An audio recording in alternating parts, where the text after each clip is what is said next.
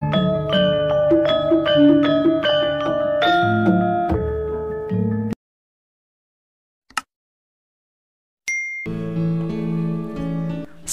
budaya. Pada kesempatan kali ini, saya akan memberikan informasi tentang biografi dari salah satu pelawak dagelan asal Indonesia. Ia merupakan pencipta lagu Anoman Obong dan ayah dari maestro lagu campursari kita, yaitu Didi Kempot. Ya, namanya adalah Ranto Edi Gudel. Sebelum melanjutkan videonya, alangkah baiknya penonton agar klik subscribe, karena dengan hanya mengklik subscribe, penonton mendukung kelestarian budaya Indonesia. Ranto Edi Gudel, pelawak Indonesia. Profesi lawak telah digeluti selama 40 tahun.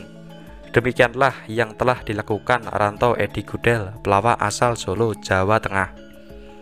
Nama panggilannya adalah Edi Gudel, tetapi tidak ada hubungannya darah dengan Joni Gudel, pelawak asal Yogyakarta.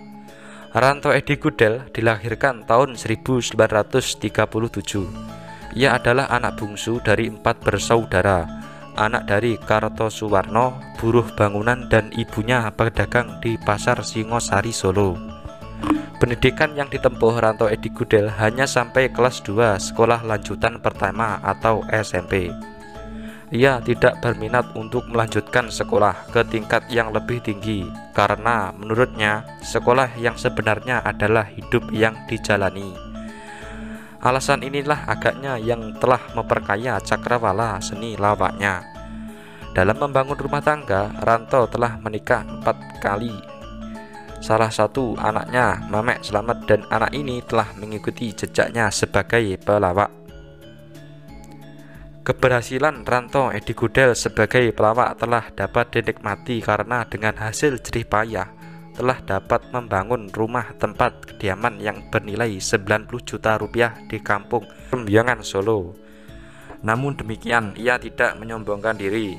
Sebagai orang yang berbudaya Jawa, ia mengatakan, "Kita ini berasal dari rumput. Suatu ketika mungkin ada burung mencucuknya lalu dibawa ke atas pohon. Namun kita mesti ingat asal kita." Kemudian ditegaskannya bahwa rumah itu dibuat bukan untuk bermegah-megah, tetapi persediaan menghadapi hari tua. Melucu bagi Ranto adalah bakat, karena sejak kecil sudah diperlihatkan tanda tanjanya. Ketika ia duduk di sekolah rakyat atau SR, bakat itu semakin nyata. Menyadari akan bakat yang dimilikinya, maka ia terus memupuk sehingga tumbuh menjadi miliknya yang bernilai.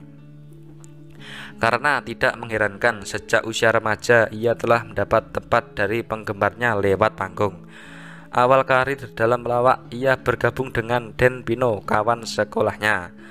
Mereka berdua sering mengisi acara lawak di Gelanggang Remaja, sebuah acara periodik yang digelar di beberapa kota Jawa Tengah.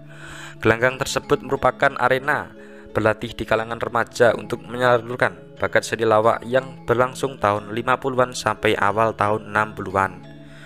Pada ini telah berjasa mencetak sejumlah pelawak yang berkaliber nasional, yang diantaranya adalah Pak Guno, Edi Sud, S. Bagio, Iskak, dan pasangan Junaidi Sujadi.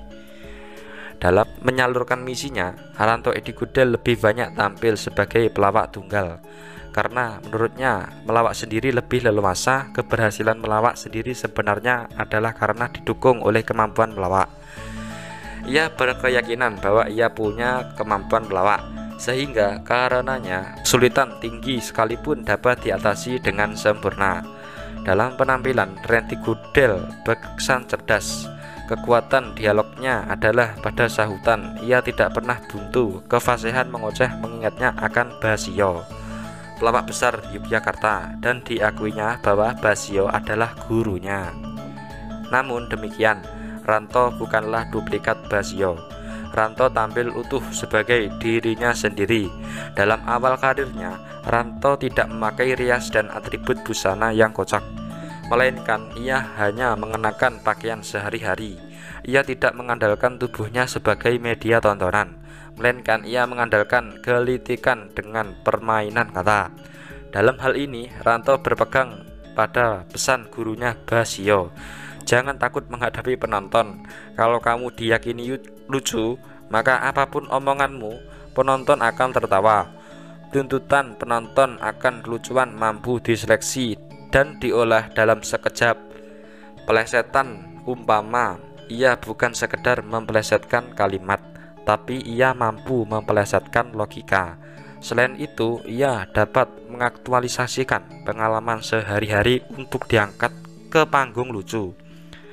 Kejelian inilah agaknya yang memperkaya wawasan seni lawaknya, sehingga penonton tidak pernah merasa jenuh. Kendati ia lebih sering tampil sebagai pelawak tunggal, tetapi tidak menutup pintu untuk bergabung.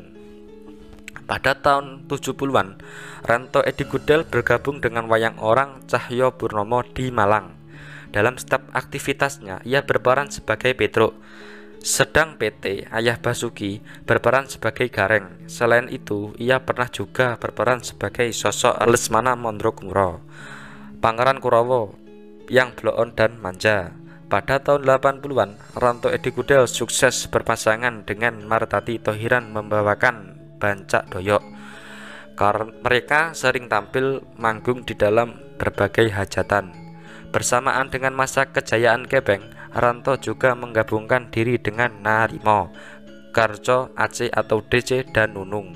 Grup lawak ini hanya dapat bertahan selama 9 bulan dan tahun 1986 bubar jalan. Pengalaman yang berakhir ia telah mengukuhkan pendirian Ranto bahwa melawak secara tunggal lebih memberi kebebasan penuh. Namun demikian, ia tidak menutup lagi hitungannya komersil. Artinya, imbalnya harus terpisah. Dalam usianya yang ke-60, Ranto menawarkan potensi lain dalam dirinya. Karena tanpa menguasai instrumen, tahun 1995 ia membuat kejutan yang ditandai dengan menciptakan lagu pop Jawa yang diberinya judul Anoman Obong. Lagunya tersebut berisi tentang kisah wayang Ramayana dengan tokoh Anoman dan lagu ini meledak di pasar. Kekuatan lagu karya Ranto Edi Gudel ini terletak pada karakter musiknya yang energik. Komposisi merupakan perpaduan dari berbagai unsur musik yang sangat akrab di telinga masyarakat, yang di dalamnya mengandung nuansa pop Jawa, jaipongan Sunda, langgam, keroncong, dan Melayu atau dangdut. Sedang di dalam lagu pop atau langgam Jawa biasanya hanya terpancang pada satu bentuk musik saja. Berhubung karena lagu ciptaan Ranto Edi Gudel memberi warna baru dalam pop Jawa, maka pihak produser yang punya gagasan bisnis telah merekam lagu tersebut menjadi 10 musik versi yang berbeda. Sejak campur sari hingga disco house, lagu ini telah mampu bersaing dengan lagu lainnya dan ini terbukti dapat merasuk ke pub atau kafe-kafe mewah di Jakarta. Sekalipun ia mendapat imbalan lebih dari 10 juta dari hasil rekamannya, Ranto mengaku tak puas dengan sistem jual atau flat pay. Meskipun terbilang sukses dalam pertunjukan-pertunjukan dengan memasang tarif Rp 1 juta rupiah sekali main, namun ia kurang memperhitungkan masa depannya.